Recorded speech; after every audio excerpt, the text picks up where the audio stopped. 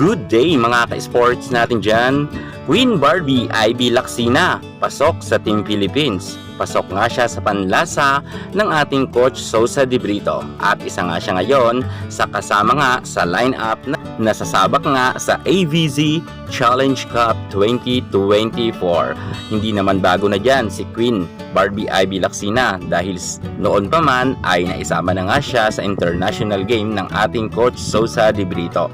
At eto na naman ngayon ang isa sa mga hamon nga sa larangan ng volleyball sa karera nga ni Queen Ivy Lacsina, na kung saan mapalad naman siya na natanggap ngayon para nga irepresenta ang ating bansa at isa nga siya sa makikipagbakbakan nga para mapaiangat niya nga ang ating Team Philippines sa larangan ng volleyball. At tutulong nga dyan si Ivy Lacsina. Siyempre, suportado naman siya ng kanyang minamahal na si Boss Dina Wong. Ano-ano kaya ang mga naging kwalifikasyon at bakit itong si Ivy ay pasok nga sa Team Philippines? Yan ang ating pag-uusapan. Marami man mga bashers at nagdududa nga kay Ibiang, pero ngayon eto siya kasama nga sa Team Philippines lineup.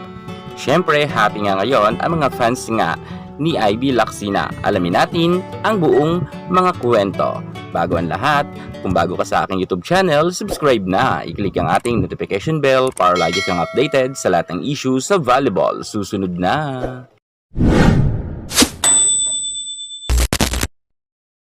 Ivy Kate Lacsina, or mas kilala nga sa kanyang palayaw na Ibiang. Ipinanganak nga siya noong October 21, 1999. Sa kasalukuyan ay 24 anyos pa lamang siya.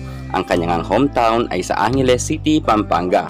Nagtapos nga siya sa National University kung saan naman ay nasa team nga siya noon ng NU Bulldogs, at bago niya naman lisanin ang kanyang team ay nagkaroon naman siya ng gold medal.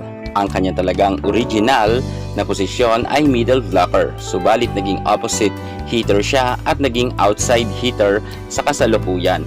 Ngunit alam niyo ba na ang ating Ivy Lacsina ay isa sa mga pinakamatatalino rin na volleyball player? Sa mga hindi pa dyan nakakaalam, si Ibiang ay cum laude yan. So, hindi lang talaga pag itong si Ibiang maging sa sports ay talagang masasabi natin na very talented rin siya. At akalain nyo na si Ibiang ay isa na rin ngayon sa mga hinahangaan nga ng karamihan dahil sa kanyang angking kagalingan. Tumabo na rin noon sa pro ng kalaban nila ang Petrogas Angels ang kanyang score sa 28 points at siya nga ay naging player of the game. Bukod dyan ay talagang kinakitaan talaga ng magaling itong si Ibiang, kung kaya hindi na rin tayo magtataka na napili nga siya ni Coach Sosa De Brito para nga maisama nga sa ating Team Philippines na lalahok nga sa AVZ Challenge Cup 2024. Alam rin natin na noon ay nakasama niya na nga itong si De Brito sa national team ng Team Philippines, kung saan naman ito ang kauna-unahan niyang appearance ni Ivy Lacsina sa international game. At ngayon ngang 2024 ay napabilang muli itong si Ibiang. Dahil nga sa kanyang katangkaran na 6'2", ay ito ang mga gustong players ni Coach De Brito. Ang Brazilian coach kasi na ito, ang gusto niya nga ang mga younger na players at matatangkad. At swak na swak talaga dito si Ibiang. Kung kaya nga, isa talaga siya sa mga first list na kasama nga sa unang batch na napili nga ni Coach De Brito.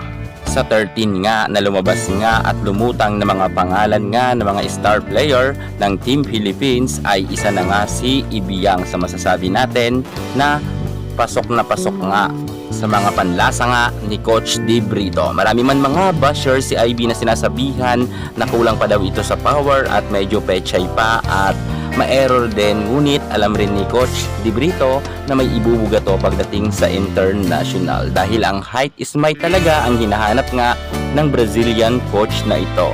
At nakitaan niya yan kay Ibiang, kung kaya naisama na naman muli itong si Ibiang para nga sa international ng ating mga manlalaro.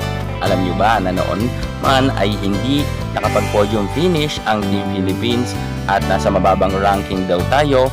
Medyo siguro sa tingin ko ngayon babawi itong si Coach De Brito, lalo't kasama nga ngayon si Sisi Rondina. At napapabalita nga na balik middle blocker daw itong si Ibiang. Tamang-tama yan dahil nga matangkad siya, maswak talaga siya na maging middle blocker. Seka nga maging opposite hitter or outside spiker. Sa tingin nyo, karapat dapat ba si Ibiang para mapabilang sa ABC Challenge Cup na magaganap nga ngayong 2024? Comment naman kayo sa baba. Yan muna ang pinaka-latest natin sa mundo ng volleyball.